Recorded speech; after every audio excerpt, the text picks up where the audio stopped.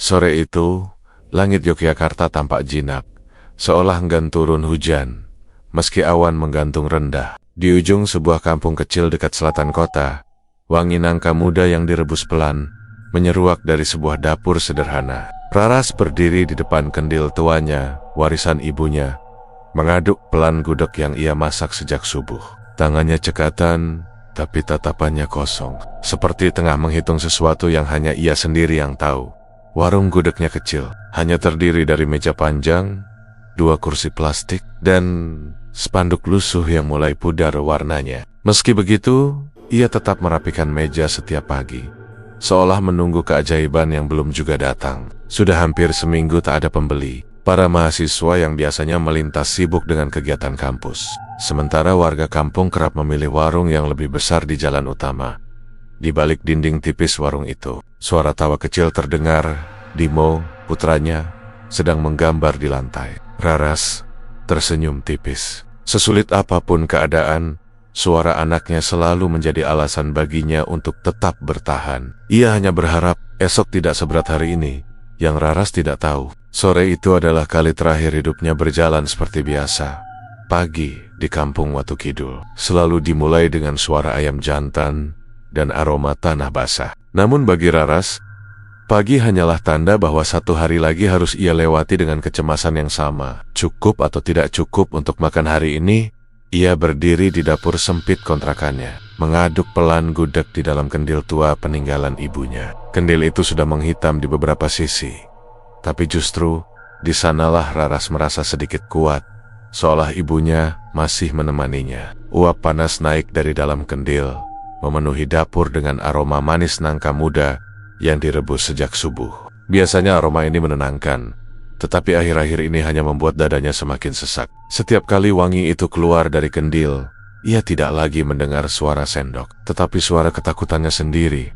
Bagaimana kalau hari ini tetap tidak ada pembeli? Warungnya berada di depan kontrakan, hanya diberi sekat kayu tipis. Ada 1 meja panjang, 2 kursi plastik, dan spanduk bertuliskan Gadik Bu Raras, yang warnanya sudah pudar ditelan panas matahari. Meski sederhana, setiap pagi ia tetap membersihkan meja, menyapu halaman, dan menata piring, seakan-akan pembeli akan datang kapan saja. Padahal, sudah hampir seminggu warung itu benar-benar sepi. Bahkan suara sandal lewat pun jarang singgah di depan warungnya. Dari dalam rumah, terdengar suara kecil yang memanggil, "Bu, air minum habis." Dimo muncul sambil membawa gelas plastik warna biru. Bocah itu baru berusia 8 tahun, dengan rambut agak ikal dan wajah polos yang selalu tampak bahagia meski hidup mereka susah. Melihatnya membuat hati Raras sedikit hangat, seperti menerima sinar matahari kecil di tengah cuaca paling mendung. "Sebentar, Nak, Ibu ambilkan," jawab Raras sambil menuangkan air ke gelasnya. Dimo tersenyum, duduk di lantai sambil menggambar. Gambar-gambarnya selalu sederhana. Rumah dengan halaman luas, warung gudeg yang ramai, dan dirinya sedang makan es krim. Harapan-harapan kecil yang Raras tahu tak bisa ia wujudkan. Belum, motivasi terbesar Raras hanyalah Dimo. Anak itu satu-satunya alasan ia bertahan memasak gudeg setiap subuh, meski tak ada yang membeli. Ia berharap suatu hari nanti Dimo bisa sekolah dengan baik, punya masa depan cerah, dan tidak mengingat masa-masa susah ini. Namun hidup tidak pernah berhenti menekan. Harga bahan baku semakin naik, gula merah naik, santan naik, cabai naik, bahkan nangka muda yang dulu murah, kini harganya bisa 2 kali lipat. Setiap kali berbelanja ke pasar, Raras harus menghitung ulang uangnya, menawar lebih lama, dan tetap pulang dengan kekhawatiran.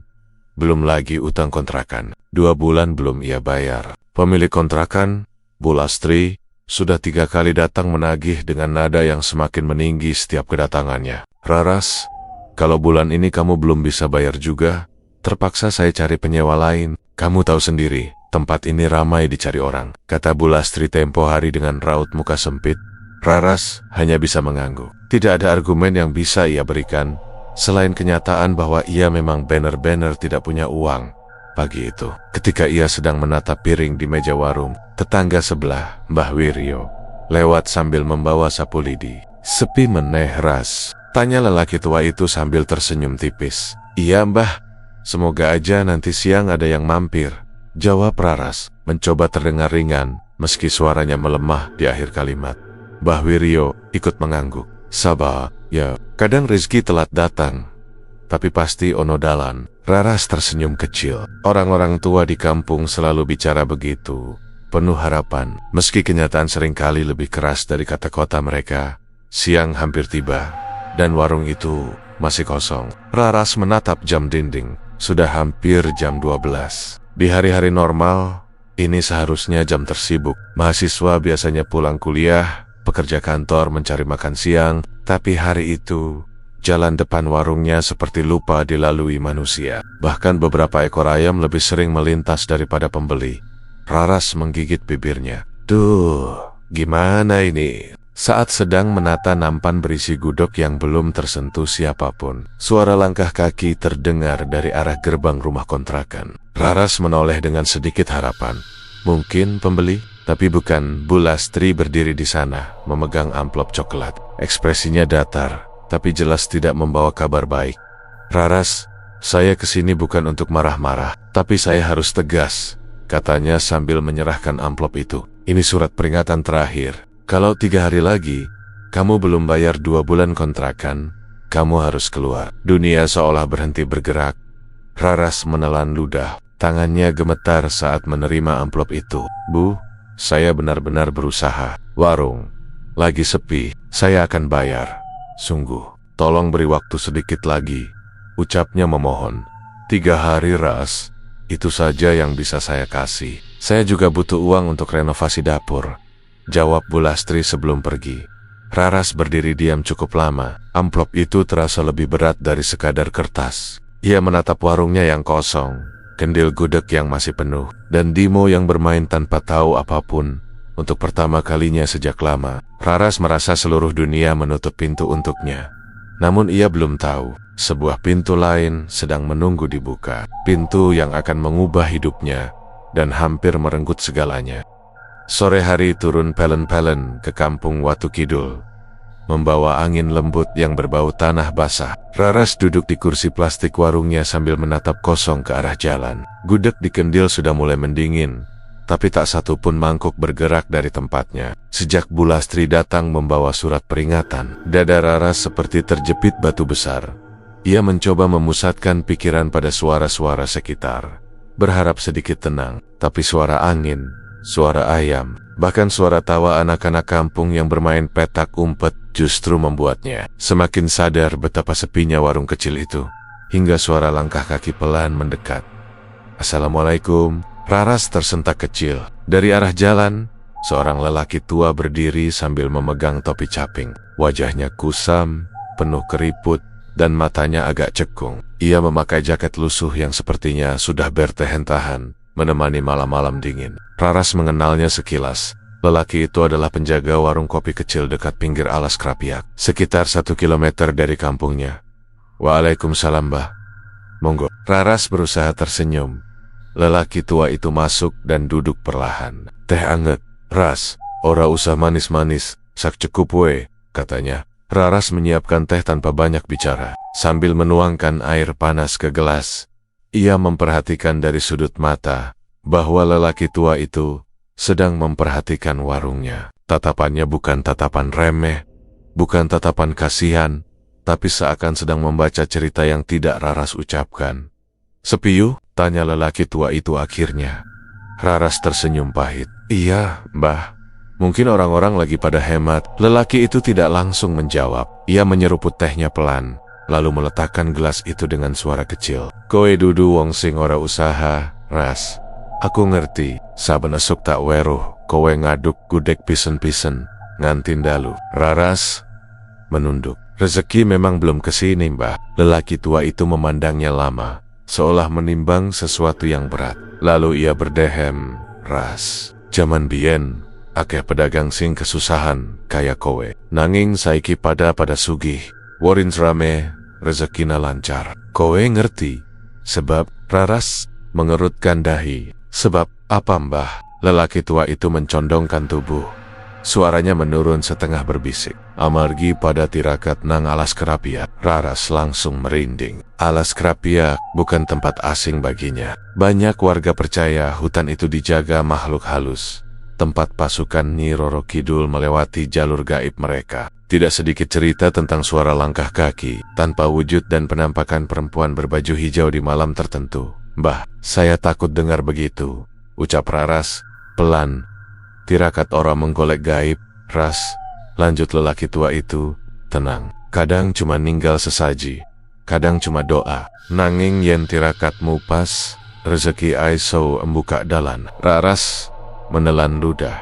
"Maksud mbah, saya ikut-ikutan begitu? Sing penting ati sing resik. Yen kau pasrah, embien akeh sing ditulungi." Nada suaranya tidak memaksa, tapi ada sesuatu di dalam kalimat itu yang menggelitik pikiran Raras. Ia menggeleng cepat. "Saya nggak berani, mbah. Lagian, hutan itu angker." Lelaki tua itu tertawa kecil. Suara tawanya serak seperti gesekan bambu tua. "Angker mong kanggo wong sing atine kotor. Kau ora, yen kabeh jalan ketutup." Tirakat aisoda di dalan terakhir. Kalimat itu menancap pelen-pelen di kepala Raras. Meskipun ia menolak, kata-kata jalan terakhir terus menggema dalam batinnya. Lelaki tua itu kemudian bangkit berdiri, merapikan topinya. "Yowis, Ras, aku mau ngandani. Kadang rezeki ora diwenehi lewat jalur sing wis biasa." Ia meninggalkan uang receh, lalu melangkah pergi. Raras hanya diam, memandangi punggung lelaki tua itu hingga menghilang di tikungan. Ia mengembuskan napas panjang, mencoba mengusir ketakutan, sekaligus rasa penasaran yang muncul bersamaan. Namun semakin ia berusaha melupakan, semakin kata-kata lelaki itu membesar dalam pikirannya. Malam harinya, Raras sudah mematikan lampu warung. Dimo tertidur lebih cepat karena seharian bermain dengan teman-temannya. Suasana kampung sunyi. Hanya sesekali terdengar suara motor lewat dan gonggongan anjing jauh di ujung jalan. Raras seharusnya tidur, tetapi matanya tidak bisa terpejam. Bayangan-bayangan pikiran berputar. Surat peringatan kontrakan, gudeg yang tidak laku, bahan baku yang semakin mahal, dan kini tirakat di alas kerapiak. Apa iya ada orang yang benar-benar berubah nasib setelah kesana? Apa tidak berbahaya? Apa saya memang tidak punya pilihan lain? Saat pikirannya semakin tersesat, rasa kantuk akhirnya datang perlahan. Raras tertidur dengan gelisah. Namun tidurnya tidak tenang. Ia seperti berada di tengah hutan gelap. Pohon-pohon menjulang tanpa daun, dan kabut tipis menutup jalan. Dari balik kabut, suara lembut memanggilnya. "Raras." Ia menoleh cepat. Tidak ada siapa-siapa. Rara kali ini lebih dekat. Suara itu terdengar seperti suara perempuan muda. Tapi anehnya, suaranya identik dengan suara Rara sendiri. Jantungnya berdegup kencang. Ia mencoba lari, tapi kakinya berat seperti menapak tanah lumpur. Suara itu terus mengikuti. "Ras, sini, sini." Raras akhirnya melihat sosok samar di balik kabut. Bentuknya seperti dirinya, tapi wajahnya pucat dan matanya kosong. Sosok itu mengangkat tangannya, memanggil, "Sini, aku tahu kamu butuh. Aku tahu kamu ingin rezeki." Tukase. Raras menjerit, dan ia terbangun dengan napas tersengal-sengal. Dimo terlelap di sampingnya, tak terganggu. Namun keringat dingin membasahi tubuh Raras. Mimpi itu terasa terlalu nyata. Suara itu terlalu mirip dirinya sendiri. Ia duduk lama sambil memegangi dadanya. Kata-kata lelaki tua itu kembali muncul di kepalanya. Tirakat aisoda di dalan terakhir. Raras menggigit bibir. Ia belum memutuskan apapun. Tapi malam itu, benih kegelisahan mulai tumbuh. Sesuatu telah terbangun dalam pikirannya, dan mungkin di tempat lain juga. 3 hari setelah mimpi aneh itu, hidup Raras terasa semakin menekan. Pagi itu, ketika ia baru saja membuka pintu warung gudeg kecilnya, suara langkah seseorang berhenti di depan. Pemilik kontrakan, Busri. Wanita paruh baya dengan suara tajam dan wajah selalu masam, berdiri sambil memegang map hijau. "Raras, aku harus tegas," katanya tanpa basa-basi.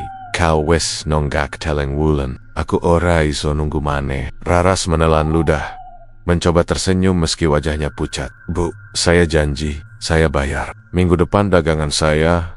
"Tidak, 3 hari." Bu Sri memotong tegas. "Kalau 3 hari lagi tidak bayar, kamu harus angkat kaki. Raras hanya mengangguk, suaranya hilang. Setelah Bu Sri pergi, kedua kakinya lemas seperti tak bertulang. Ia memegangi kusen pintu sambil menghela napas panjang. 3 hari, Gusti, piye iki? Hari itu langit mendung sejak pagi, dan menjelang sore hujan turun deras, disertai angin kencang. Atap seng warung Raras bergoyang-goyang, beberapa paku terlepas. Hembusan angin membawa rembesan air yang menetes langsung ke meja jualannya. Ya Allah, jangan sekarang. Raras berlari menutup celah dengan ember, gayung, kain lap, apapun yang bisa ia jangkau. Tapi angin seperti sengaja menguji batas kesabarannya. Sebuah dahan besar jatuh menimpa bagian belakang warung, membuat suara gedebuk keras menggema. Dimo yang sedang belajar di kamar terkejut dan berlari keluar. Ibu, warungnya bocor. I see. Ibu tahu, jawab Raras sambil mengusap kepalanya. Masuk lagi, Dimo, nanti sakit. Namun ketika Dimo masuk, Raras tak mampu lagi menahan tangis. Warungnya rusak, dagangannya sepi, dan ia hanya punya 3 hari sebelum diusir. Rasanya hidup seperti memojokkan dirinya tanpa jalan keluar. Keesokan harinya, ketika Raras berjalan ke pasar membeli bahan baku, ia melewati sebuah warung makan baru di ujung gang. Warung itu belum genap 2 minggu buka, tapi sudah penuh pembeli. Motor berkeher, pengunjung antre, bahkan ada yang memuji-muji masakannya sambil live di media sosial. Enak banget, baru buka lo ini, laris pisan. Terdengar suara seorang mahasiswa. Raras melangkah pelan sambil menatap. Dadanya tercekat. Kenapa warungku gak pernah seramai itu? Apa? Kurang enak? Atau memang takdirku begini? Rasa iri Mongkyo. Bukan iri jahat, tetapi iri yang lahir dari keputusasaan. Setibanya di pasar, ia membeli bahan seadanya. Tidak, uangnya hanya cukup untuk bertahan 2 hari. Sepulangnya, hujan kembali turun. Bukan badai seperti kemarin, tapi cukup membuat suasana makin lesu. Raras duduk di bangku warung, menatap hujan yang jatuh seperti garis-garis putih panjang. Dadanya sesak. Pikirannya melayang pada lelaki tua yang beberapa hari lalu membeli teh di warungnya, yang bicaranya masih membekas. Banyak pedagang dulu yang ditolong tirakat dari alas kerapiak. Ucapan itu mendadak terasa seperti bisikan yang berulang nguling di kepala. Menjelang malam, Raras tak tahan. Ia butuh bicara pada seseorang. Bukan Dimo, bukan tetangga. Tak ada yang bisa mengerti tekanan hidupnya. Tanpa pikir panjang, ia mengambil jaket dan berjalan ke warung kopi kecil dekat hutan. Tempat lelaki tua itu biasa duduk. Warung kopi itu sederhana, hanya bangunan semi permanen dari kayu, dengan lampu kuning redup menggantung di atas pintu. Aroma kopi tubruk dan kayu basah menyambutnya. Lelaki tua itu ada di sana, duduk sendirian, sambil mengisap rokok kretek. Rambutnya putih kusut, sorot matanya tajam namun tak menghakimi. Loh Mbak Raras, apanya? Tumben, malam-malam kesini. Raras duduk, mencoba tersenyum. Saya pengen ngobrol sebentar Pak. Lelaki tua itu tidak bertanya banyak. Ia hanya menyeduh segelas teh panas dan mendorongnya ke arah Raras. Setelah beberapa menit diam, Raras akhirnya bercerita tentang warung sepi, tentang kontrakan, tentang batas 3 hari, tentang badai yang merusak warung, tentang perasaan tak berguna. Kata-katanya bergetar, tapi lelaki itu mendengarkan dengan sabar. Kalau begini terus, saya nggak tahu harus bagaimana Pak, ucap Raras lirih. Lelaki tua itu mengangguk pelan. Kadang-kadang, manusia perlu mencari jalan lain. Bukan jalan haram, tapi jalan yang tidak semua orang berani tempuh. Raras menatapnya. Max, tirakat itu? Pak, lelaki itu tersenyum samar. Wajahnya tidak sepenuhnya terbaca. Alas kerapiak itu bukan hanya hutan. Banyak pedagang dulu yang datang ke sana saat hidupnya mentok. Mereka minta petunjuk. Ada yang berhasil, ada juga yang tidak kuat menanggung akibatnya. Raras langsung gelisah. Saya takut Pak. Takut itu wajar, katanya. Tapi kadang hidup lebih menakutkan daripada apapun di sana. Kata-kata itu menusuk dada Raras. Benar. Hidupnya sekarang jauh lebih menakutkan daripada hutan manapun. Tidak punya rumah, tidak bisa menghidupi anak, tidak punya masa depan. Setelah beberapa saat, lelaki tua itu mencondongkan tubuhnya. Kalau kamu mau, aku bisa tunjukkan caranya. Tidak, cuma tirakat kecil saja. Henning, Raras menatap meja kayu yang mulai lapuk itu. Hatinya berperang. Ini gila. Ini bukan jalan yang benar. Tapi, apa lagi yang bisa kulakukan? Perlahan, ia menarik napas panjang. Pak, kalau cuma sekali, cuma supaya saya tahu jalannya. Boleh diceritakan? Lelaki tua itu tersenyum tipis. Senyum yang membuat bulu kuduk Raras merinding entah kenapa. Boleh, Mbak Raras, kalau itu memang pilihanmu. Hujan di luar terdengar semakin lebat, seolah alam memberi tanda atau peringatan. Tapi Raras tidak punya banyak pilihan. Ia hanya ingin bertahan hidup. Dan malam itu, tanpa ia sadari, ia baru saja melangkah ke jalan yang tidak bisa ia putar kembali. Malam itu, udara Yogyakarta terasa lebih dingin dari biasanya. Langit kelam tanpa bintang, seperti diselimuti tirai hitam yang berat. Ketika Raras melangkah menuju alas Krapiak, bayangan pepohonan besar tampak seperti gerombolan makhluk yang berdiri menanti, diam, namun mengawasi. Jalan setapak menuju hutan hanya diterangi lampu kuning redup yang berkedip-kedip, seolah enggan menyala penuh. Raras menggenggam erat sebuah kendil kecil berisi nasi gudeg tanpa bumbu, hanya nangka rebus dan nasi putih polos, sesuai petunjuk lelaki tua itu. Tangannya dingin, bukan hanya karena angin malam, tetapi juga rasa takut yang menempel seperti kabut dari keyohan. Lelaki tua itu melangkah mendekat. Ia membawa lampu minyak kecil dan wajahnya tampak lebih tua dari sebelumnya. Keriputnya lebih dalam, matanya lebih suram. Sudah siap, Mbak Raras? Tanyanya dengan suara pelan, tapi jelas. Raras menelan ludah. Saya, coba, kalau saya tidak kuat, saya pulang, Pak. Lelaki tua itu tersenyum samar. Tidak apa-apa, yang penting kamu mengikuti 3 aturan. Ia mengangkat jarinya satu persatu. Pertama, bawa kendil ini sampai ke batas hutan. Letakkan di tanah yang miring ke arah selatan. Ingat, gudegnya tidak boleh kau cicipi sedikit pun. Kedua, jangan menoleh ke belakang. Apapun yang kau dengar, apapun yang kau rasakan. Ketiga, tunggu sampai kau mendengar suara jawaban. Jangan buru-buru pergi.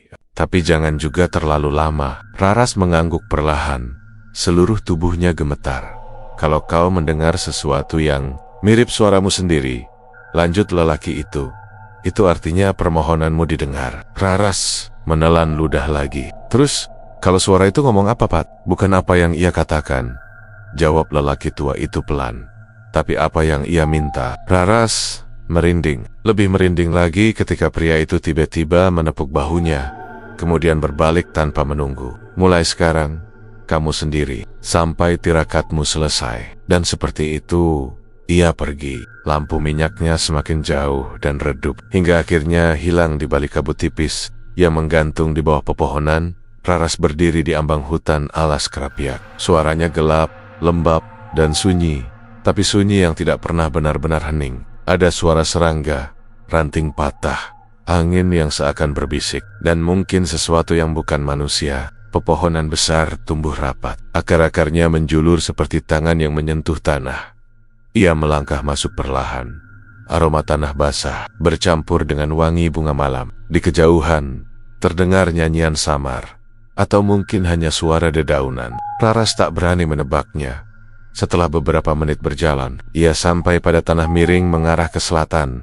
Seperti yang lelaki tua itu sebutkan, ia meletakkan kendil itu pelan-pelan.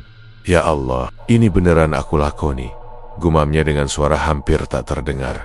Ia memejamkan mata sejenak, menarik napas panjang, lalu mundur 3 langkah. Lelaki tua itu berpesan, duduk di tanah, tapi tetap sigap. Raras pun duduk, memeluk lutut. Angin bertiup pelan, lalu berhenti, benar-benar berhenti.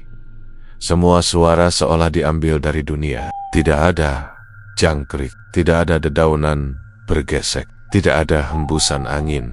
Hanya diam yang membuat dada sesak. Kemudian, Raras langsung membeku. Suara itu muncul dari arah hutan terdalam. Halus, pelan, tapi jelas. Dan yang membuat bulu kuduknya berdiri. Suara itu menyerupai suaranya sendiri, Raras. Nada itu lembut, seperti seseorang memanggil dengan penuh kasih. Tapi justru itulah yang membuat suara itu terasa tidak wajar. Raras memejamkan mata kuat-kuat. Jangan menoleh, jangan menoleh. Jangan menoleh. Suara itu semakin dekat. Aku mendengar permintaanmu. Napas Raras tersengal. Ia tak ingat pernah meminta apapun dengan kata-kata. Tapi ia tahu, ia datang ke sini dengan putus asa. Itu saja sudah cukup. Lalu suara itu berubah nada. Lebih berat, lebih parau, tetapi tetap mirip dirinya. Apa? Penukar hidupmu? Raras tersentak. Penukar hidup? Apa maksudnya? Ia menutup telinganya. Saya cuma mau hidup lebih baik. Tiba-tiba suara itu tertawa pelan. Tawa yang tidak keras, tapi mengalir dingin seperti angin yang tak terasa. Semua bisa, asal ada penukar. Siapa yang kau beri untuk hidupmu? Raras berdiri. Tubuhnya bergetar hebat. Ia merasa seperti ada tangan-tangan dingin menyentuh punggungnya. Meski ia tahu itu hanya ilusi, atau ia berharap itu hanya ilusi. Katakan namanya. Seketika wajah Dimo terlintas di pikirannya. Jantungnya serasa diremas. Tidak. Tanpa berpikir panjang, Raras lari. Ia melesat keluar hutan, menerobos semak-semek tanpa memedulikan ranting yang menggores kakinya. Larangan untuk tidak menoleh menjadi tidak berarti saat ketakutan menguasai tubuhnya. Di belakang, suara itu masih memanggil dengan suaranya sendiri. Raras. Belum, ku jawab. Raras berlari sampai napasnya rasanya hendak putus. Baru ketika keluar dari batas hutan dan melihat jalan kampung yang sepi, ia jatuh tersungkur, menangis tanpa suara. Ia tak tahu apa maksud penukar hidup. Ia tak tahu apa yang sebenarnya terjadi. Yang ia tahu hanyalah satu, ia tidak seharusnya datang ke tempat itu. Dan ia takut, sangat takut, bahwa sesuatu telah mengikutinya pulang. Pagi setelah ritual itu, Raras terbangun dengan kepala berat dan tubuh pegal. Seolah semalaman ia berlari tanpa henti. Mimpi buruk masih membayang di benaknya. Suara yang menirukan suaranya sendiri. Tawa dingin dari balik pepohonan, kata-kata penukar hidup yang terus terngiang. Namun, ketika membuka mata, hal pertama yang ia sadari adalah udaranya berbeda. Rumah kontrakan kecilnya, yang biasanya pengap dan bau minyak, tiba-tiba dipenuhi aroma nangka manis yang kuat. Padahal ia belum memasak apapun. Bahkan kendil dan perabot di dapur masih sama seperti semalam. Mungkin cuma perasaan, gumamnya. Mencoba mengusir pikiran buruk, ia menyiapkan gudeg seperti biasa. Bahan-bahannya sama, nangka muda, gula, santan, daun salam, dan bumbu bambu yang ia tumbuk sendiri. Rutinitas yang sudah ia lakukan bertahun-tahun. Tapi kali ini, sesuatu terasa berbeda. Saat ia mengaduk panci, wangi gudegnya begitu menyebar, memenuhi dapur, lalu mengalir keluar melalui sela-sela jendela. Aromanya lebih pekat, lebih hangat, lebih memikat. Dimo yang baru bangun menghampiri sambil mengusap mata. Ibu, wanginya enak banget. Kayak baik. Raras tersenyum, tapi hatinya was-was. Iya, mungkin ibu kebanyakan gula. Padahal ia tahu tak ada yang berubah. Jam 9 pagi, Raras membuka warungnya. Hujan semalam masih menyisakan genangan di jalanan, tapi cuaca mulai cerah. Biasanya, pagi begitu berarti sepi. Hanya beberapa warga lewat tanpa menoleh. Tapi hari ini, tidak 5 menit setelah warung dibuka, 2 mahasiswa datang. Mbak, gudegnya masih. Kami mau bungkus 2. Raras menahan keterkejutan. Ada, Mas, ada. Ia melayani mereka dengan tangan gemetar. Baru saja ia menyerahkan pesanan, 2 orang lain datang. Lalu, datang lagi. Dalam setengah jam, kursi yang biasanya kosong mulai penuh. Orang-orang duduk sambil menghirup aroma gudegnya dalam-dalam. Wah, enak banget baunya mbak. Ini gudeg baru ya? Kok saya belum pernah lihat? Biasanya lewat sini sepi. Tiba-tiba wangi banget. Raras hanya bisa tersenyum kikuk. Ia tidak tahu harus menjawab apa. 1 jam berlalu dan antrian semakin panjang. Beberapa mahasiswa bahkan mengunggah foto warungnya ke media sosial. Gudeg enak baru buka di selatan kota, murah dan wangi parah. Ponsel Raras berkali-kali berdering menerima pemberitahuan pesan. Sesuatu yang tidak pernah ia alami sebelumnya.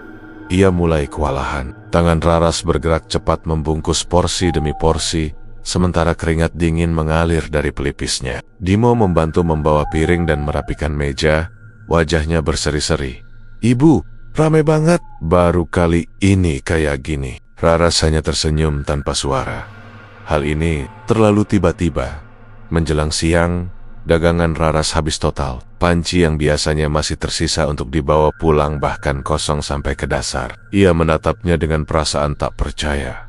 Ketika menghitung uang di laci, tangannya bergetar. Ini adalah pemasukan terbesar sejak ia membuka warung. Bahkan lebih besar dari pendapatan selama 2 minggu. Digabung, alhamdulillah, bisiknya. Tapi bibirnya justru gemetar. Dalam hatinya, sebuah pertanyaan berputar tanpa henti. Apakah ini berkah atau bala? Namun Raras mencoba mengusir pikiran itu. Ia tidak ingin ingat ritual semalam, tidak ingin ingat suara aneh yang memanggil namanya. Ini kebetulan. "Iya, kebetulan," ujarnya pada dirinya sendiri. Mungkin hari ini orang-orang lagi pengen gudeg, tapi jauh di lubuk hatinya, ia tahu, tidak ada gudeg yang tiba-tiba menjadi seenak itu tanpa alasan. Sore harinya, Raras berjalan ke warung kopi dekat hutan untuk membeli gula merah tambahan. Ia butuh banyak bahan jika ingin memasak lebih banyak besok ketika ia tiba. Lelaki tua itu duduk di kursi kayu yang sama seperti malam sebelumnya. Ia mengisap rokoknya pelan, memandangi keramaian dari jauh. Ya, dari tempat itu, warung Raras terlihat jelas sedang ramai.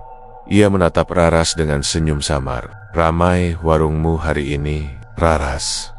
Menelan ludah. "Ayah, Pak, entah kenapa dagangan saya laris sekali." "Gudegmu memang enak," katanya datar. Kadang, sesuatu yang berasal dari ketulusan akhirnya dibalas. Raras menunduk. "Pak, kemarin malam itu, apa benar?" Lelaki tua itu mengangkat tangannya, menghentikan Raras bicara. "Tidak perlu dipikirkan terlalu jauh. Kalau kau diberi rezeki hari ini, syukurilah, jangan menoleh ke belakang." Ia menekankan kata-kata terakhir itu dengan nada yang halus tapi penuh makna.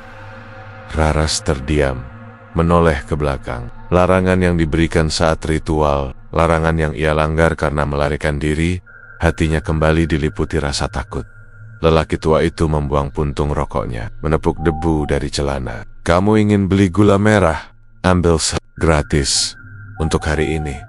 "Loh, kok gratis, Pak?" Ia hanya tersenyum. "Anggap saja hadiah pertama." Raras tidak berani bertanya lebih jauh. Ia hanya mengangguk dan berjalan pulang sambil memeluk gula merah itu di dadanya. Malam tiba, dan Raras menghitung uang hasil penjualan sambil menatap langit-langit. Di luar, angin berhembus lembut, membawa aroma hutan dari arah Krapiak. Aroma yang membuat punggungnya merinding.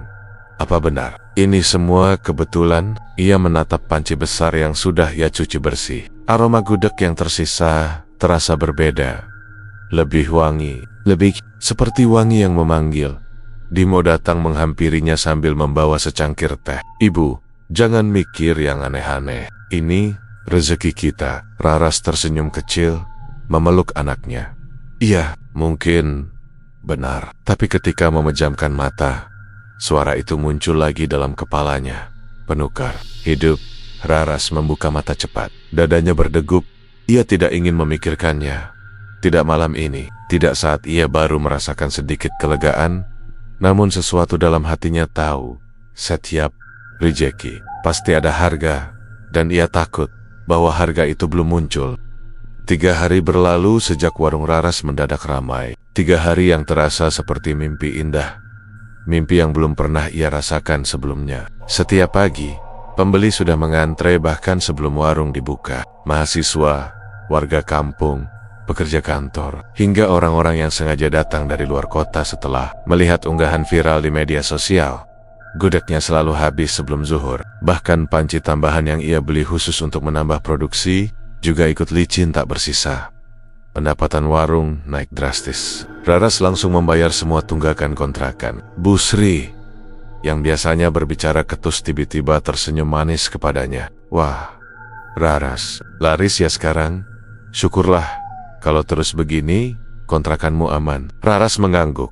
Meski hatinya tak sepenuhnya tenang, ia membeli beberapa pakaian baru untuk Dimo, celana baru, baju sekolah yang lebih rapi, dan sandal baru. Ekspresi bahagia Dimo membuat Raras hampir lupa semua hal menakutkan yang pernah ia alami. Namun kebahagiaan itu tidak bertahan lama. Awal perubahan pada Dimo datang perlahan. Mulanya Raras hanya mengira anaknya kecapekan karena membantu di warung. Biasanya, Dimo suka sekali bermain setelah pulang sekolah atau membaca komik sampai tertawa sendiri. Tapi, 3 hari terakhir, wajahnya selalu tampak lesu ibu. Capek, ujar Dimo sambil merebah di lantai. Bahkan sebelum mencopot tas sekolahnya. Capek kenapa, nak? Tadi banyak tugas. Enggak, cuma capek aja, Raras. Memegang dahinya, tidak panas, tapi dingin, terlalu dingin. Nanti ibu bikinin teh ya. Dimo tidak menjawab, hanya mengangguk pelan dengan mata setengah terpejam. Hari berikutnya, Dimo semakin berbeda. Ia bangun dengan wajah pucat seperti tidak tidur sama sekali.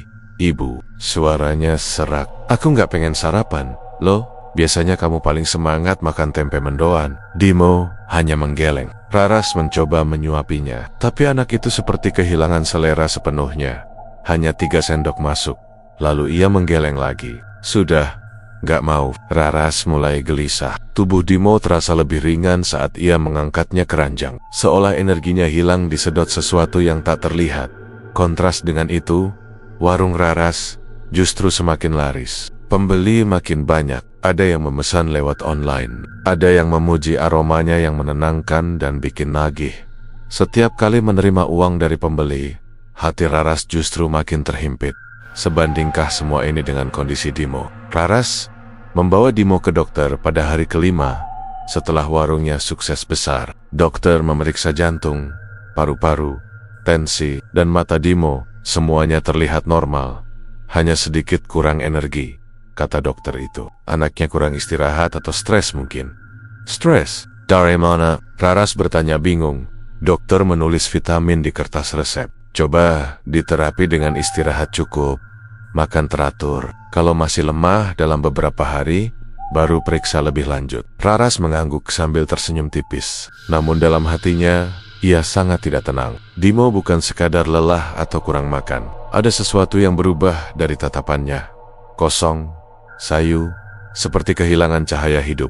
Malamnya, Raras membuatkan bubur. Ia membawa mangkuk itu ke kamar. Dimo, ayo, makan sedikit. Anak itu membuka mata perlahan, lalu duduk dengan lemah. Ibu, aku ngantuk. Boleh tidur habis makan sedikit. Yuk. Raras menyuapkan bubur, dan kali ini Dimo makan 4 sendok sebelum berhenti lagi. Ibu, iya, nak, aku dingin. Raras memeluknya, mencoba menghangatkan tubuh anak itu. Namun saat ia merengkuh Dimo, ia merasakan sesuatu yang aneh. Tubuh anak itu seperti kosong, tidak berbobot, seperti hanya kulit tanpa energi di dalamnya. Tengah malam, Raras terbangun karena mendengar suara lirih dari kamar Dimo. Ia terkejut, anaknya mengigau. Bu, suaranya gemetar. Bu, jangan kasih aku. Raras bangkit dan mendekatinya. Dimo berkeringat dingin, tubuhnya bergetar. Jangan jadikan aku. Raras langsung mengguncang bahunya. Dimo, bangun nak. Ibu risik. Dimo membuka mata, tapi sorot matanya seolah tidak fokus. Ia menatap ibunya tanpa benar-benar melihat. Ibu, jangan, bisiknya. Sebelum tertidur lagi seperti mati lampu, Raras terduduk di samping ranjang. Kakinya lemas. Kalimat igauan itu memukul jantungnya berkali-kali. Jangan jadikan aku penukar hidup. Lidah Raras terasa keluh. Napasnya tercekat. Suara perempuan dari dalam hutan kembali muncul di pikirannya. Siapa? Penukar hidupmu? Jantungnya berdetak cepat, seolah ada tangan dingin meremasnya. Tidak mungkin. Ia memegang tangan Dimo erat-erat. Air matanya menetes. Aku tidak akan kasih kamu ke siapapun, nak. Tidak, tapi dalam gelap kamar. Bayangan dari hutan seolah mengintip dari setiap sudut. Mengawasi, menunggu, menagih. Dan untuk pertama kalinya, Raras sadar rezeki yang datang tiba-tiba tidak pernah gratis. Malam itu angin berembus, tidak seperti biasanya. Dari celah-celah jendela warung Dondon Pisang di halaman belakang bergetar, seolah ada sesuatu yang berlari melewatinya. Raras baru saja menutup warung, ketika suara lirih terdengar dari arah jalan kecil. yang menghubungkan kampung dengan tepi hutan. Bukan suara manusia, bukan pula suara hewan. Suara itu seperti desahan panjang, sangat pelan, namun jelas ditujukan kepadanya. Ra, begitu bisikan itu terdengar, Raras langsung menegakkan punggungnya. Ia menelan ludah. Angin, cuma angin. Gumamnya memaksa dirinya untuk berpikir logis. Ia menutup pintu warung cepat-cepat, memeluk tubuhnya sendiri. Tapi perasaan dingin yang menempel di kulitnya bukanlah dingin angin biasa, ada semacam hawa lembab yang menyesakkan sejak malam ritual itu. Raras berusaha meyakinkan dirinya bahwa semua yang ia dengar hanyalah ketakutannya sendiri. Namun suara itu terasa aman untuk tidak percaya. Sejak beberapa hari terakhir, suara-suara dari dalam hutan semakin sering muncul. Pada awalnya hanya terdengar sayap-sayap dari kejauhan, namun kini mulai terdengar dari arah halaman rumahnya sendiri. Kadang seperti rintihan, kadang seperti suara tawa perempuan yang dipaksa terdengar pelan, kadang seperti suara Rara sendiri yang memanggil namanya. Malam kedua, ketika ia hendak mematikan lampu, ada bayangan yang terlihat berdiri di ujung jalan. Tingginya seperti perempuan dewasa, rambutnya panjang menjuntai hingga menutupi sebagian wajah. Ia mengenakan kebaya hijau lumut yang tampak kusam, namun berkilau jika terkena cahaya lampu jalan yang redup.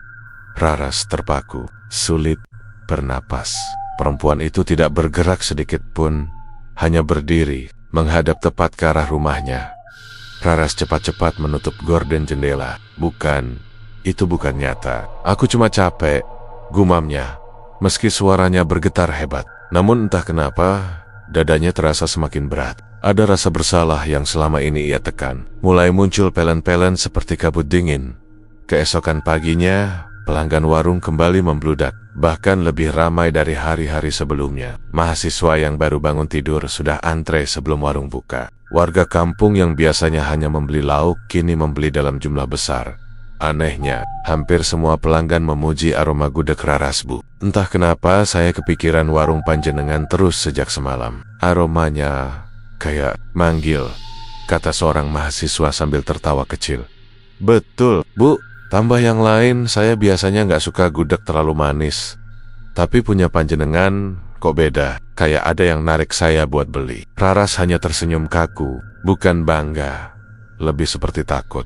Karena ia tahu betul, resepnya tidak berubah sedikit pun. Justru sejak Dimo sakit, ia lebih sering memasak terburu-buru.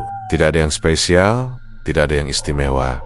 Namun tetap saja, gudeg itu semakin lama semakin wangi, semakin menarik, semakin menggoda. Sorenya, Raras menutup warung lebih cepat. Ia merasa matanya mulai berkunang, dan tenggorokannya terasa sesak. Dimo sedang tidur di kamar. Wajahnya pucat seperti tak pernah melihat matahari. Nafasnya teratur, tapi terlalu pelan. Raras memeluk anaknya erat.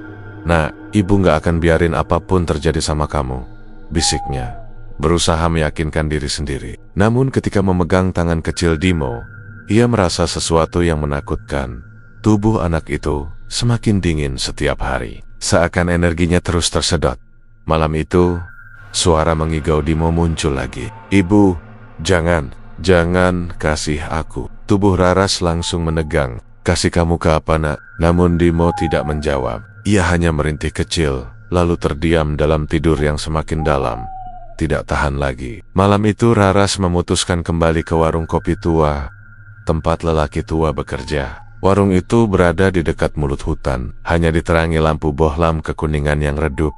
Lelaki tua itu sedang duduk sambil mengisap rokok linting. Ketika Raras datang dengan wajah pucat, ia hanya tersenyum tipis, seakan sudah menunggu. Akhirnya kau kembali juga, katanya pelan. Raras duduk dengan tangan gemetar. Pak, kenapa semua ini terjadi? Kenapa, anak saya, kenapa? Suara itu datang terus. Lelaki tua menatapnya lama, sangat lama, lalu ia meletakkan rokoknya. Apa yang kamu lakukan di alas kerapiak? Bukan tirakat biasa, Enduk. Itu pesugihan. Pesugihan yang sudah ada sejak zaman para bangsawan tua. Raras membeku. Tapi saya hanya melakukan apa yang Bapak bilang. Meletakkan kendil gudeg tanpa bumbu. Itu bukan makanan biasa, potong lelaki tua. Itu adalah jaluran hidup. Kamu memberikan sebagian aroma ragamu kepada penghuni hutan. Itu sebabnya gudegmu makin wangi. Mereka mengambil sebagian dari dirimu dan memakainya untuk menarik manusia. Raras merasa perutnya mual. Apa balasannya? Lelaki tua menghela napas panjang. Segala pesugihan selalu meminta tumbal. Raras merinding dari ujung kaki. Dan tumbal yang paling disukai adalah jiwa yang paling kau cintai. Bumi seolah berhenti berputar dan semua suara hilang. Tidak, bisik Raras. Suaranya hampir tidak terdengar. Tidak mungkin. Tidak mungkin. Lelaki tua menatapnya dengan mata tua yang tajam. Itu sebabnya suara dari hutan menirukan suaramu. Ia sudah memilih. Ia memanggil anakmu, Raras. Ia menagih Dimo. Dunia Raras runtuh dalam sekejap. Seluruh tubuhnya bergetar. Seakan tulangnya tidak lagi sanggup menopang berat kesadaran yang baru saja menghantamnya. Dalam keheningan malam, dari arah pepohonan yang gelap, suara itu kembali terdengar. Raas, waktunya menukar. Raras menutup telinganya, tapi suara itu justru terdengar dari dalam kepalanya. Dan untuk pertama kalinya, ia sadar bahwa dirinya telah membuka pintu yang tidak seharusnya dibuka. Hujan turun deras malam itu, mengguyur kampung seperti tirai air yang enggan berhenti. Petir sesekali menyambar, menerangi jalan desa yang lengang dan berlumpur. Raras duduk di tepi ranjang Dimo, memegangi tangan kecil itu seolah hidupnya bergantung di sana. Nafas putranya pendek-pendek, dan setiap tarikan nafas terdengar seperti ada beban berat yang menekan dadanya. Perempuan itu sudah menangis sampai matanya bengkak. Ia tak lagi tahu harus memikirkan apa. Lelaki tua dari warung kopi, yang kini ia tahu bernama Malik, baru saja memberitahu fakta paling menakutkan dalam hidupnya, bahwa Dimo adalah tumbal yang sedang ditagih. Tidak, bisik Raras sambil menggenggam tangan Dimo erat sekali. Ibu tidak akan biarkan kamu diambil siapapun. Namun suara yang sama dari malam-malam sebelumnya kembali bergema di luar rumah. Raat, serahkan, tukarkan. Raras spontan memandang jendela. Bayangan perempuan berkebaya hijau itu berdiri di luar, basah oleh hujan, tapi tubuhnya tak bergerak sedikit pun. Seakan hujan tidak menyentuhnya. Lampu jalan berkedip-kedip seolah takut. Dengan gemetar, Raras meraih gorden dan menutupnya rapat. Tetapi suara itu terus terdengar, bukan dari luar, melainkan dari dalam rumah, dari ruang tamu, dari dapur, dari dinding, dari bawah tempat tidur Dimo, salah satu milikmu. Kau harus menukar. Raras menjerit tanpa suara. Ia memeluk Dimo sekuat tenaga. Tubuhnya gemetar hebat. Beberapa jam kemudian, tengah malam Raras akhirnya berlari keluar, membawa payung seadanya di tengah hujan badai. Ia tidak peduli bahwa kakinya terperosok lumpur berkali-kali. Yang ia tahu hanya satu hal. Ia harus kembali menemui Malik, lelaki tua itu satu-satunya orang yang tahu apa yang sebenarnya terjadi. Warung kopi itu tampak remang-remang dari kejauhan. Lampu bohlam kuning di terasnya beranion, tertiup angin. Begitu sampai, Raras langsung mendorong pintu. Pak Malik, teriaknya setengah menangis. Malik duduk di kursi panjang, seolah memang sudah menunggu sejak lama. Ia menghela napas berat ketika Raras masuk. Aku kira kamu akan datang lebih cepat, katanya pelan. Raras mendekat. Pak, tolong jelaskan semuanya. Katakan bagaimana cara membatalkan pesugihan itu. Bagaimana caranya menyelamatkan Dimo? Malik memandang matanya dalam-dalam. Pesugihan alas kerapiak tidak mudah dibatalkan, Nduk. Penghuninya sudah menerima pemberianmu. Aroma, itu berarti ikatan sudah terjalin. Raras menjerit. Pasti ada cara. Bukannya marah, Malik justru menatapnya dengan iba. Ada satu cara, katanya akhirnya. Tapi risikonya lebih besar dari apapun yang bisa kamu bayangkan. Raras menunduk.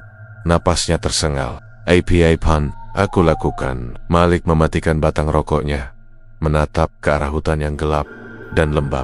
Kamu harus kembali ke sana, ke tengah hutan, ke tempat kamu meletakkan kendil waktu itu. Raras menegang. Tubuhnya langsung merinding.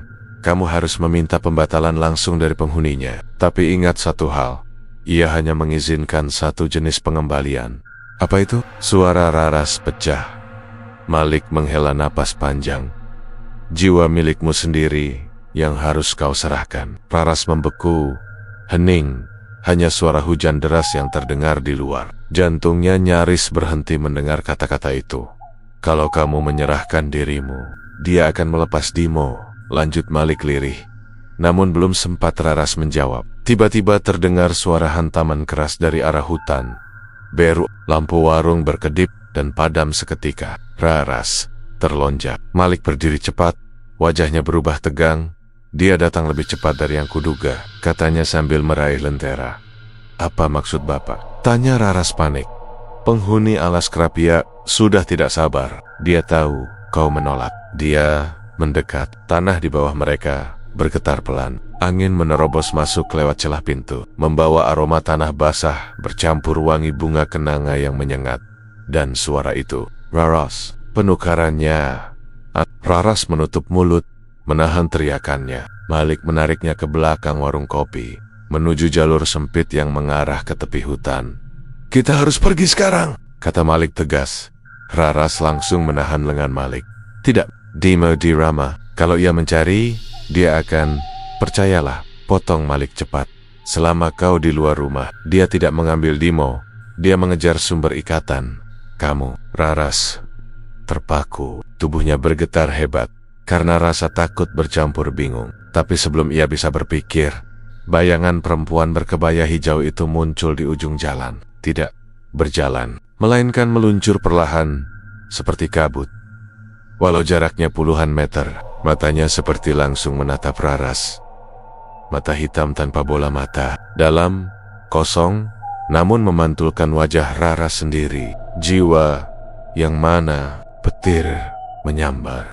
Hujan semakin ganas. Angin seperti berputar mengelilingi mereka. Suara itu memenuhi seluruh ruang malam. Memenuhi kepala, memenuhi dada. Raras ingin muntah, ingin pingsan, ingin hilang saja dari dunia. Tapi kemudian ia teringat wajah Dimo, kecil, rapuh, ketakutan, memanggil ibunya saat mengigau. Dan sesuatu berubah dalam diri Raras. Bukan keberanian, tapi cinta seorang ibu yang sudah tidak punya pilihan lain.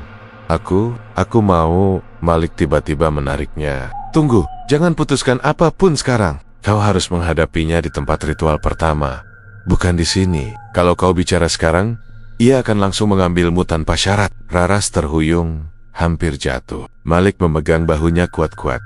Kau ingin anakmu selamat, maka ikuti jalur aturan. Itu satu-satunya cara. Raras mengangguk sambil menangis. Air matanya bercampur hujan. Baik, bisiknya. Mereka berdua pun berlari menuju jalur kecil berlumpur yang mengarah ke jantung alas Krapiak di belakang mereka. Perempuan berkebaya hijau itu menundukkan kepala perlahan, lalu mulai mengikuti dengan gerakan melayang tanpa suara.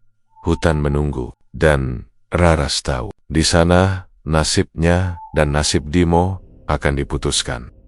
Langit Yogyakarta sudah sepenuhnya tertelan hitam ketika Raras dan Malik menembus jalan kecil menuju alas Krapiak. Hujan masih turun, walau kini tidak sederas sebelumnya, namun kabut tipis mulai turun, menutupi pandangan. Pohon-pohon besar menjulang seperti penjaga tua, basah dan dingin, seolah mengawasi kedatangan mereka.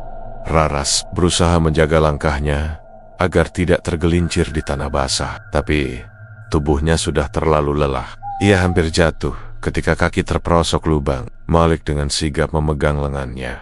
Hati-hati, kita makin dekat, ujar lelaki tua itu. Raras mengangguk lemah, tapi matanya terus melirik ke belakang.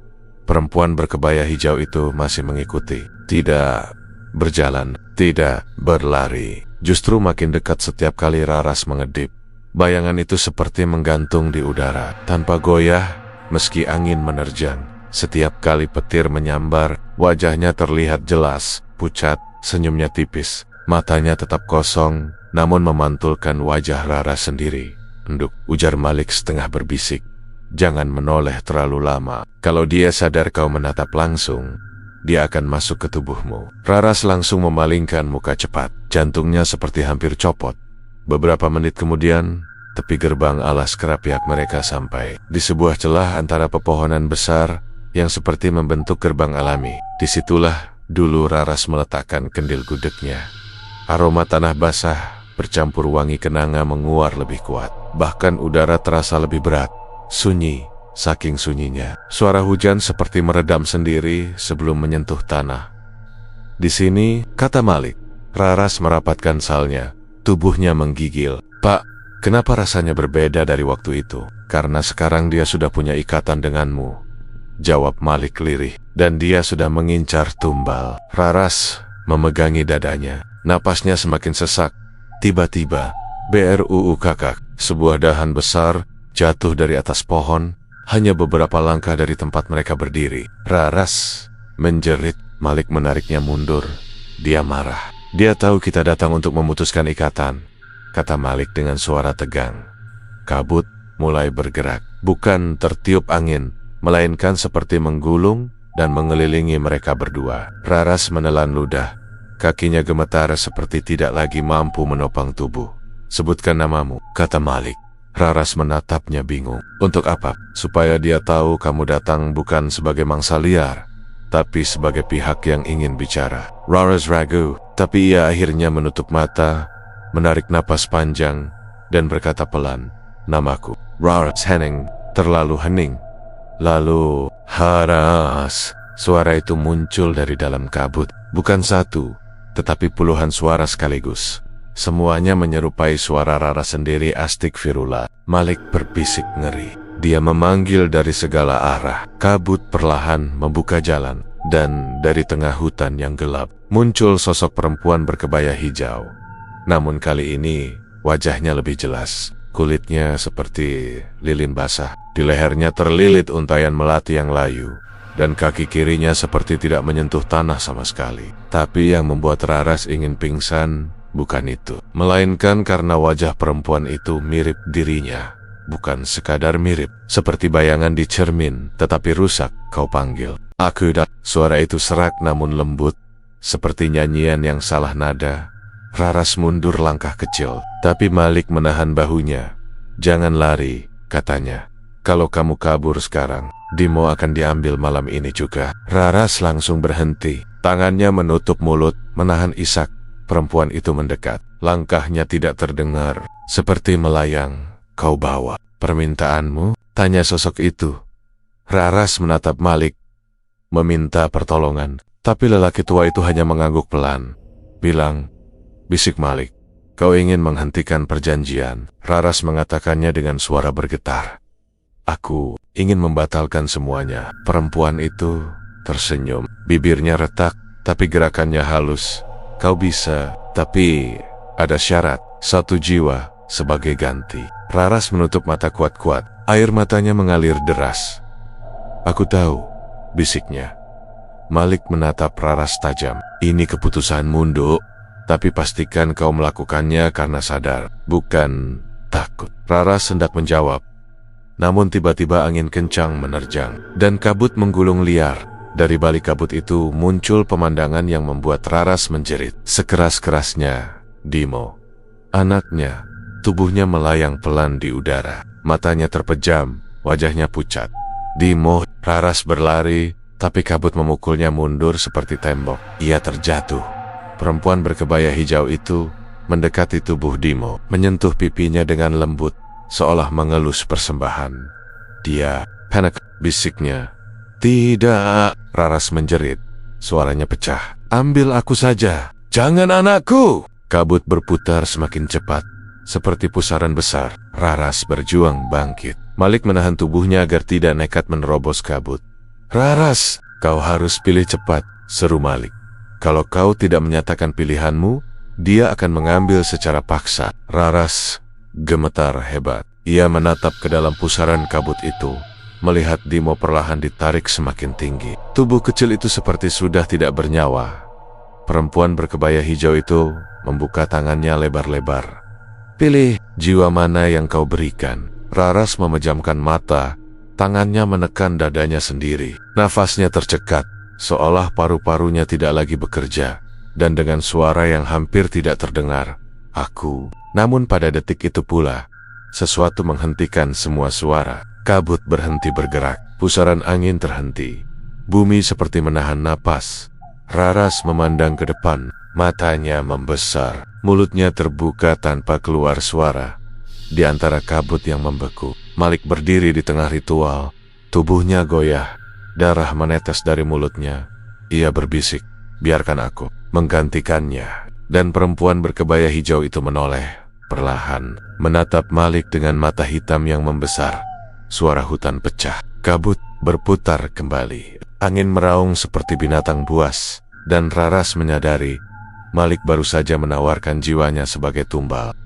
Angin menderu seperti makhluk liar yang tak sabar mencabik apapun yang ada di hadapannya. Kabut di alas kerapiak menggulung-gulung, membentuk pusaran yang tampaknya siap menelan siapapun yang mendekat. Raras hampir tidak bisa berdiri, lututnya gemetar, tubuhnya lemas, dan pikirannya kacau di tengah hiruk-pikuk itu. Malik berdiri, tubuhnya goyah, menatap perempuan berkebaya hijau dengan sorot mata penuh tekad. "Ambil aku," katanya serak. "Saya yang menggantikan tumbalnya." Raras terdiam, nafasnya tersengal-sengal. Dunia seperti membeku sejenak. "Pak, jangan!" Suaranya pecah, seperti tidak percaya dengan apa yang ia lihat. Perempuan berkebaya hijau itu menggerakkan kepalanya pelan, seperti burung hantu yang sedang meneliti mangsanya. Matanya memicing, menyusuri tubuh Malik dari ujung kepala sampai kaki. Dari dalam kabut, suara ratusan bisikan mengiringi gerakannya. Jiwa tua, sekarat, tidak cukup. Malik mengatupkan rahangnya. "Aku kukup, ambil saja nyawaku. Asal jangan anak itu." Tetapi perempuan itu hanya tersenyum tipis. Senyuman yang membuat darah Raras membeku. Hanya tubuh kosong menunggu mati. Suara itu menyerupai suara Raras, namun hancur, bergetar, dan bercampur dengan suara lain yang tak jelas Motihari ini. Atau sama Malik tertegun. Raras menatapnya dan untuk pertama kalinya, ia melihat sesuatu yang belum pernah ia lihat dari lelaki tua itu. Ketakutan. Malik memang tampak renta, napasnya pendek, tubuhnya rapuh. Perempuan itu tahu ia tidak layak sebagai penukar.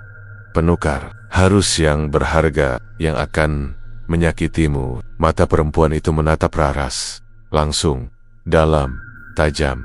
"Anakmu." Bisikan itu seperti pedang dingin yang menembus dada Raras. "Tidak!" Raras menjerit, memaksa tubuhnya maju, tetapi kabut memukulnya mundur. Dimo melayang makin tinggi, tubuhnya lemah tak bergerak. Kabut berputar di bawah kaki kecilnya, seperti tenggen-tenggen gaib yang siap menenggelamkannya ke dalam dimensi lain. Namun tiba-tiba, sesuatu berubah. Kabut yang tadinya bergulung liar mendadak melambat. Angin berhenti. Bahkan, hujan terasa seolah tertahan di udara. Perempuan berkebaya hijau itu menoleh, seakan mendengar sesuatu dari jauh. Malik memperhatikan perubahan itu dengan dahi berkerut. "Raras, ada yang lain." Dan benar dari kejauhan, terdengar suara kecil, lemah, tapi jelas, "Bu, jangan serahkan diri, Ibu." Raras menoleh cepat. Itu suara Dimo, tapi bukan dari tubuh Dimo yang melayang. Itu dari belakangnya, dari tanah, dari akar pohon besar di sisi hutan. Raras mendekat perlahan. Malik menyusul walau dengan langkah tertatih. Di bawah akar besar itu, mereka melihat sesuatu yang membuat bulu kuduk mereka berdiri. Seorang anak kecil lain, kurang lebih seumur Dimo. Tubuhnya pucat, matanya cekung, rambutnya kusut. Tapi ia tersenyum tipis, menatap Raras dengan mata yang damai. "Aku dulu anak yang dipilih," katanya. "Lirih, tapi bukan. Ibuku pilih hidupnya sendiri." Raras menutup mulutnya, air mata mengalir deras. Anak itu melanjutkan, "Aku tidak bisa pergi. Aku menunggu seseorang yang tidak akan melakukan kesalahan yang sama." Perempuan berkebaya hijau itu mendesis pelan. Kabut bergetar marah. "Kau tidak boleh bicara." Suaranya bergetar. Anak itu berdiri dengan susah payah. "Aku mau bicara." Dengan langkah kecil, ia mendekati perempuan berkebaya hijau. Tidak gentar. Ia mendongak. "Kau tidak berhak mengambil semua orang. Tidak semua ibu harus kehilangan anak." Perempuan itu menggeram. Suara hutan pecah. Namun anak itu mengangkat tangannya. "Tadi ibu ini sudah memilih. Ia memilih dirinya sendiri. Ia sudah memenuhi syarat." Raras terpaku. "Aku sudah memenuhi, tapi aku belum sempat." Anak itu tersenyum. "Ibu sudah mengatakan aku dengan niat menyerahkan diri. Itu sudah cukup." Perempuan berkebaya hijau itu menjerit keras. Suara itu membuat seluruh pepohonan serasa bergetar. Kabut mengamuk. Bayangannya terpecah seperti kaca retak. Kalian menipu perjanjian. Namun anak itu hanya memejamkan mata, dan tubuhnya perlahan bersinar lembut seperti cahaya kuning remang yang hangat, menenangkan. Perjanjian tidak bisa menelan dua jiwa sekaligus. Katanya tenang. Ibu ini menyerahkan dirinya. Aku menyerahkan sisa jiwaku. Raras menatap anak itu dengan hati hancur. Jangan lakukan itu, bisiknya. Anak itu menoleh, tersenyum. Salah satu dari kita harus bebas malam ini. Tubuh anak itu berubah menjadi cahaya yang semakin terang. Perempuan berkebaya hijau itu berusaha meraihnya, tapi tangan-tangan kabutnya terbakar begitu menyentuh cahaya itu. Jeritan perempuan itu mengguncang seluruh alas. Kabut runtuh, pusaran menghilang. Dimo jatuh perlahan ke tanah Malik, menangkapnya. Sementara perempuan berkebaya hijau itu memudar, lenyap, seperti asap yang disapu angin. Sementara anak kecil itu tersenyum sekali lagi. Terima kasih. Sudah tidak mengulangi kesalahan ibuku. Dan ia hilang dalam cahaya lembut yang melingkar seperti doa. Beberapa jam kemudian, Fajar menyingsing Raras duduk memeluk Dimo yang kini tertidur lelap. Napasnya teratur. Malik duduk bersandar di pohon, lelah tapi tersenyum tipis. Apa itu tadi? Benar-benar terjadi, Pak? Raras bertanya lirih. Malik menatap matahari yang mulai muncul. Di dunia ini, ada hal yang lebih tua dari manusia. Ada perjanjian yang tidak kita pahami, tapi selalu lebih kuat dari ketakutan. Raras memandang Dimo. Air mata terjatuh kali ini bukan karena takut, melainkan syukur. Ia tahu, hidupnya tidak akan mudah. Warung kecilnya mungkin tetap sepi, tapi ia siap memulai lagi. Dari nol, tanpa perjanjian, tanpa pesugihan, tanpa tumbal. Ia lebih memilih kemiskinan daripada kehilangan anaknya. Dan sejak malam itu, aroma gudeg Raras kembali biasa. Tidak lagi memikat secara ajaib. Tidak lagi membuat orang antri tanpa sadar. Namun Raras tidak lagi peduli. Karena ia tahu tidak ada kekayaan yang layak dibeli dengan nyawa seseorang, apalagi nyawa anak sendiri. Cerita ini mengingatkan bahwa keputusasaan bisa membuat orang melakukan hal-hal berbahaya. Tetapi tidak ada jalan pintas menuju kekayaan yang benar-benar aman. Pesugihan, manipulasi, dan perjanjian gaib selalu meminta bayaran, dan yang diminta biasanya lebih berharga dari uang, hubungan, keluarga, bahkan jiwa. Cinta dan tanggung jawab adalah kekuatan paling besar yang bisa mengalahkan ketakutan dan godaan apapun. Cerita ini sepenuhnya fiktif, tidak bermaksud mempromosikan praktik mistis, pesugihan, atau kepercayaan tertentu, dan hanya dibuat untuk kebutuhan hiburan semata.